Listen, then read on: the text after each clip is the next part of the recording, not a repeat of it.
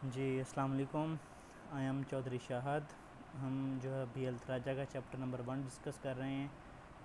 तो basic concept of electricity, इसके part 1 में हम जो है 153 एमसीक्यू डिस्कस कर चुके हैं। जिसने वो नहीं देखा वो पहले वो देख ले। देन हम अब 154 से आगे डिस्कस करेंगे पार्ट 2 में। चलें इसको स्टार्ट करते हैं। जी 154 नंबर एमसीक्यूज़ है। The phasor diagram of alternating quantity can be drawn if they have sinusoidal wave. Phasor diagram हम किसकी बना सकते हैं? जो कि साइनोसाइडल वेव हो। 155 है। Two alternative quantity are added. ये वेक्टोरियली ऐड हो सकती हैं दो अल्टरनेटिव क्वांटिटी। ये बहुत इंपॉर्टेंट एमसीक्यूज़ है 155। 156 है। If two sinusoidal of the same frequency but of different amplitudes and phase difference are added, the resultant is sinusoid of the same frequency. 157 है। all the rules and laws which apply to DC network also apply to AC network consisting of resistance.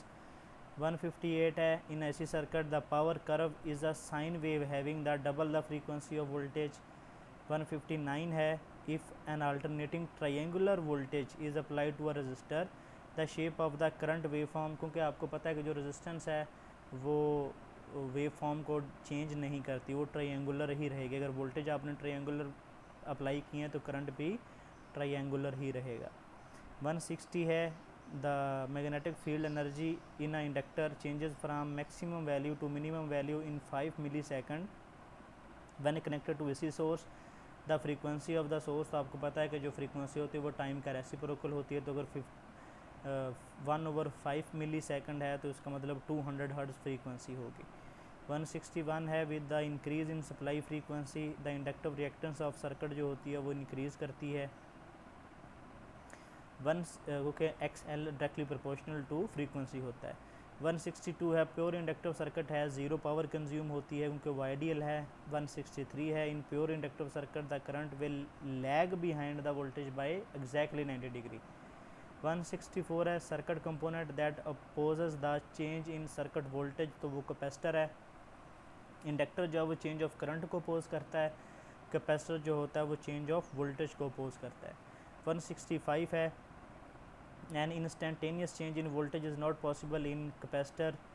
166 है। Pure capacitive circuit जो होता है उसमें power consume zero होती है, heat produce zero होती है, वर्क डन ज़ीरो होता है। 167 है। In pure capacitive circuit the current will, जो करंट है वो लीड करता है वोल्टेज से बाय एग्जैक्टली 90 डिग्री। 168 है। The power factor of practical जो इंडक्टर होता है वो लैगिंग होता है। आइडियल का तो ज़ीरो होता है पावर फैक्टर, लेकिन जो प्रैक्टिकल होता है उसका लैगिंग होता है, वो एग्जैक्टली ज़ीरो नहीं होता क्योंकि उसमें थोड़ी बहुत जो है वो रजिस्टिव प्रॉपर्टी भी होती है। 169 है। Circuit of zero lagging power factor behave as, ये इंडक्टिव सर्किट बिहेव करता है। 170 है। Power factor of ordinary electric bulb जो होता है, ये बुक वाला इसको यूनिटी लिख रहा है, लेकिन जो प्रैक्टिकली बल्ब का जो पावर फैक्टर होता है वो 0.94, 0.95 या 0.96 यहाँ पे होता है। तो उसको हम जो है वो स्लाइटली लेस दैन यूनिटी बोलेंगे, लेकिन जो है बुक वाला और टेस्ट वाला इसको यूनिटी फॉलो करता है। तो आपने भी इसका आंसर बी ही लगाना है टेस्ट में, लेकिन प्रैक्टिकली जो है वो ऑप्शन इसका डी बनता है, लेकिन आपने टेस्ट में बी फॉलो करना है। 171 है। Power factor of AC circuit is equal to cosine of the phase angle होता है। 172 है। While drawing a phasor diagram for a series circuit the reference जो फेज होता है वो करंट होता है। 173 है। Skin effect occur when conductor carries a current at high frequency. 174 है। Generation voltage is usually between 11 kV and 33 kV के दरमियान होते हैं हमारे। 175 है। Number of turns of coil having time constant T R doubled then the time new time constant will be a 2t। इसका correct answer है B option. 178 number MCQs है। Two electron moving parallel to each other of the same velocity will attract each other if they moving in the same direction. 181 है। Series RLC circuit at resonance the magnitude of the voltage developed across the capacitor जो होती है वो can be greater than the input voltage, however it is 90 out of phase with the input voltage. क्योंकि उसकी greater क्यों होगी? क्योंकि वो कैपेसिटर चार्ज भी हो जाता है। 182 है।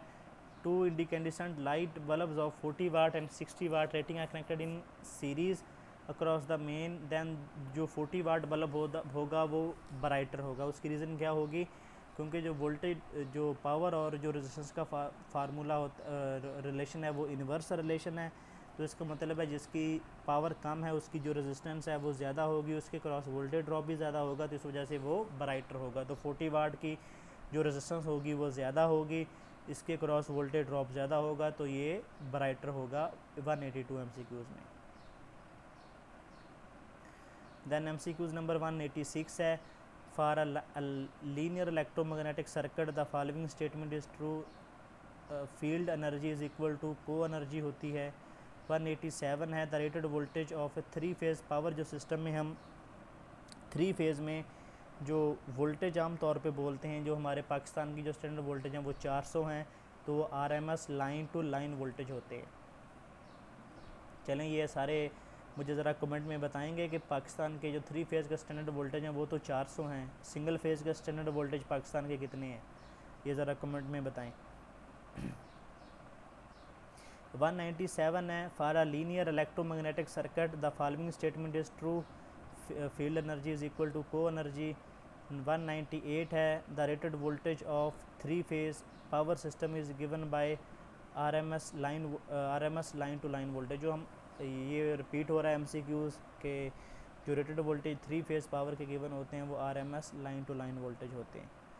तो ये था इस हवाले से जो चैप्टर नंबर 1 के MCQs, ये पार्ट 2 था। तो इसी के साथ ही ये जो चैप्टर नंबर 1 है BL थराजा का, ये कंप्लीट हो जाता है। तो इसमें यही है कि जो कुछ MCQs है वो इम्पोर्टेंट हैं, लाइक जैसे हमने कुछ कैपेसिटर के हवाले से MCQs देखे, कुछ जो है वो फेज़र अलजबरा के हवाले से देखे। तो इन MCQs को जो है वो आपने अच्छे तरीके से कवर करना है। ये जो बल्ब वाला हमने MCQ डिस्कस किया था कि जो ऑर्डिनरी बल्ब होता है इसका जो पावर फैक्टर होता है वो कितना होता है, वो ये यूनिटी बुक वाला जो है वो उसको कंसिडर कर रहा है, तो आपने भी इसको यूनिटी ही कंसिडर करना है।